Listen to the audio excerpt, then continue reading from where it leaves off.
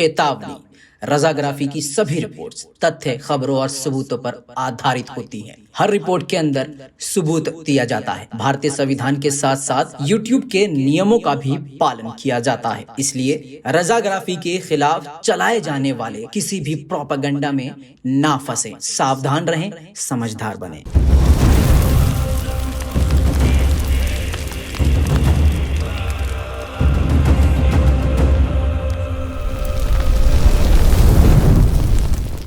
सलाम, नमस्ते, सत श्री अकाल। मैं हूं रजा और आप देख रहे हैं रजाग्राफी।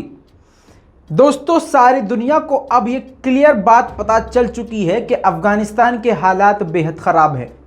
हालांकि कुछ वक्त पहले जब ये शुरुआत से रिपोर्टिंग करना शुरू किया था हमने, तो बहुत सारे गोबरखोरों को और बहुत सारे मुसलमान अंधभक्तों को, जी हाँ, मुसलमानों में भी अंधभक्त होते हैं, इसीलिए मैं कहता हूँ किसी की अंधभक्ति मत करिए।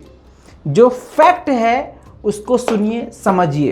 तो शुरुआती रिपोर्ट में लोगों को ये लग रहा था कि रजाग्राफी बढ़ा चढ़ा के बता रहा है या फिर तालिबान को जीतता हुआ दिखा रहा है। बहुत सारे लोगों की ये तमन्ना है कि मैं तालिबान के ख़िलाफ़ पूरी वीडियो बनाऊं।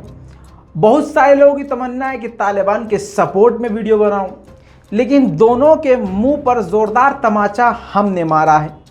क्योंकि दोस्तों देखिए, अगर ये दोनों तरह के लोग समझदार होते तो मुझसे इस तरह की उम्मीद ना करते। क्योंकि हमारा एजेंडा गोदी मीडिया वाला नहीं है।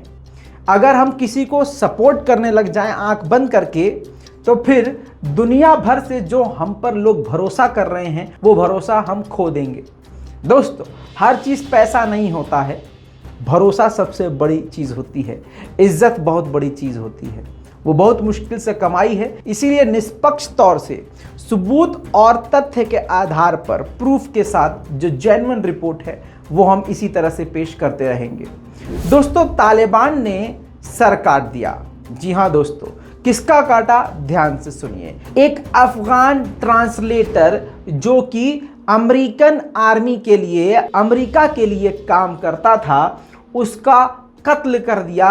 और रिपोर्ट में कई जगह ये भी आया है कि उसका सर काट दिया, गला काट दिया। दोस्तों, फारस न्यूज़ एजेंसी के अनुसार, इसके अलावा आपको बता दूं, CNN की रिपोर्ट भी आ चुकी है जिसमें 32 साल के अफगान युवा सुहेल परदीस, जी हाँ, जिनको गोली मारी गई और इनका गला काट दिया गया, इनका सर काट दिया गया। ये US आर्मी के लिए काम करते थे, ट्रांसलेटर थे। बच्चों के लिए समझा दूं, ये अफ़गानिस्तान के थे, इनको अफ़गानी भी आती थी और इंग्लिश भी आती थी।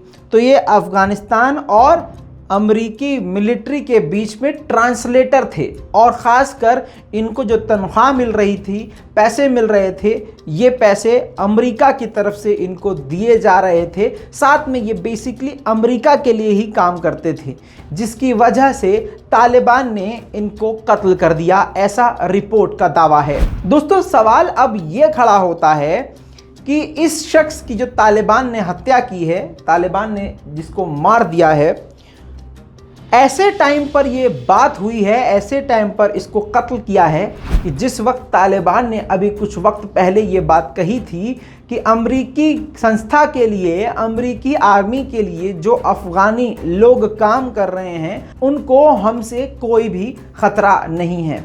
ऐसे में इस ट्रांसलेटर का मारा जाना बहुत बड़े सवाल खड़े करता है। कई मीडिया संस्थानों ने अब ये भी कहना शुरू कर दिया है और लिखना शुरू कर दिया है कि तालिबान ज़बान से पलट गया, तालिबान ने अपना वादा तोड़ दिया। लेकिन यहाँ पर यह भी बताना ज़रूरी है कि ये तब हुआ है जब अफ़गानिस्तान में तालिबान के ठिकानों को ज़बरदस्त तरीके से अमेरिका ने एयर स्ट्राइक करके तबाह किया। कई तालिबानी मारे गए। इसके बाद ये घटना सामने आई।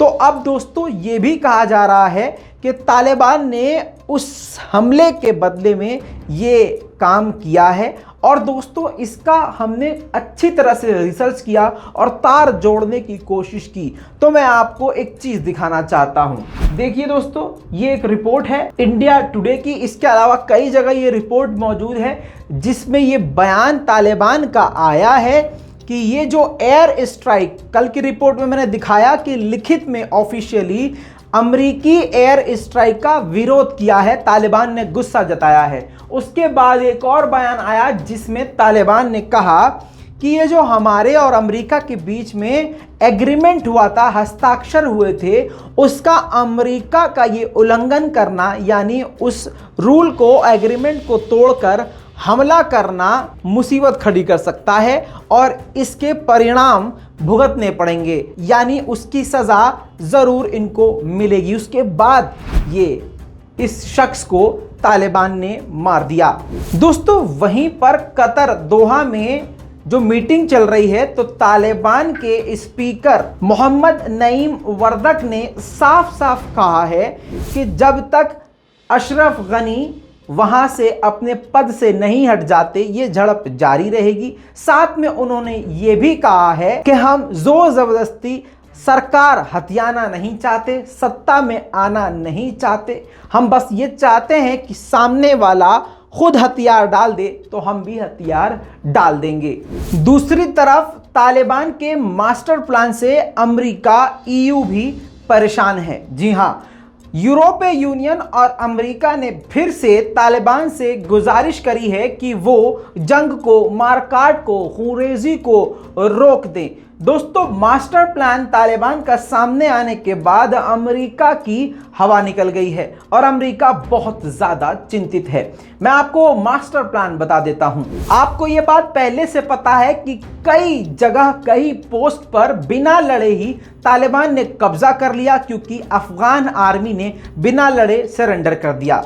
दूसरी अब नई बात यह है कि अफगानिस्तान के कई सारे बॉर्डर्स पर तालिबान का कब्जा हो गया है। खासकर उन बॉर्डर्स पर तालिबान ने रणनीतिक तौर पर कब्जा कर लिया है और ये रणनीतिक जीत है उनकी, जो खुद अमेरिका ने बताया है।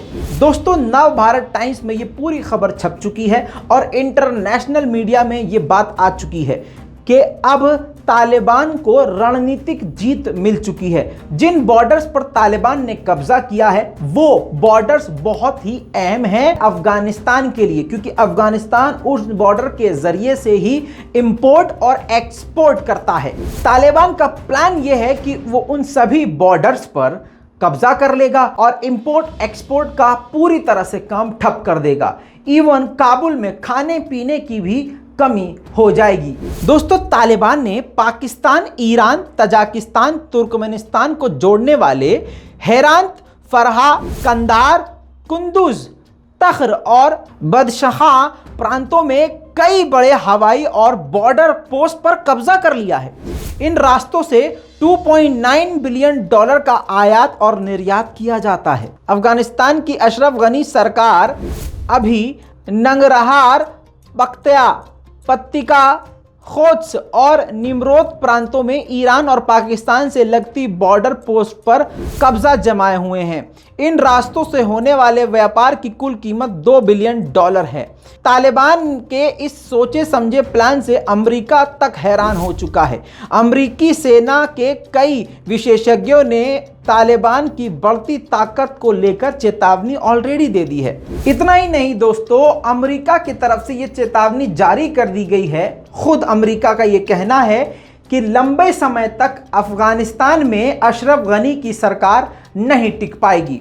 अब जो रणनीति मैंने आपको बताई है, तालिबान की जो प्लानिंग है, मास्टर स्ट्रोक है, वो उनका ये है कि हम बॉर्डर पर कब्जा कर लेंगे और पूरी तरह से इंपोर्ट एक्सपोर्ट बंद कर देंगे।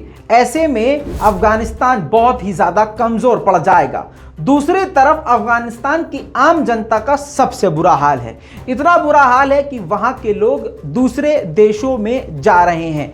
वहीं पर मैंने आपको बताया था कि तजाकिस्तान ने 1 लाख रेफ्यूजीज को शरण देने के लिए सहमति दे दी है। ऐसे में अमेरिका ने भी अफगान रेफ्यूजीज के लिए $100 मिलियन की मदद देने की घोषणा कर दी है। दोस्तों, अफगानिस्तान के हालात बेहद ख़राब हैं और भी बड़ी बड़ी जानकारियां हम लेकर आने वाले हैं। अफगानिस्तान में जो कुछ भी हो रहा है उस पर पैनी नज़र हमने बना के रखी है। उम्मीद करता हूं कि आप हमारे चैनल से जुड़े रहेंगे और इसी तरह से अपडेट हासिल करते रहेंगे। जल्द लौटूंगा इस रिपोर्ट के बाद और भी बड़ी जानकारियों के साथ। चैनल के साथ जुड़े रहिएगा। मैं हूं रजा, आप देख रहे हैं रजाग्राफी। जय हिंद।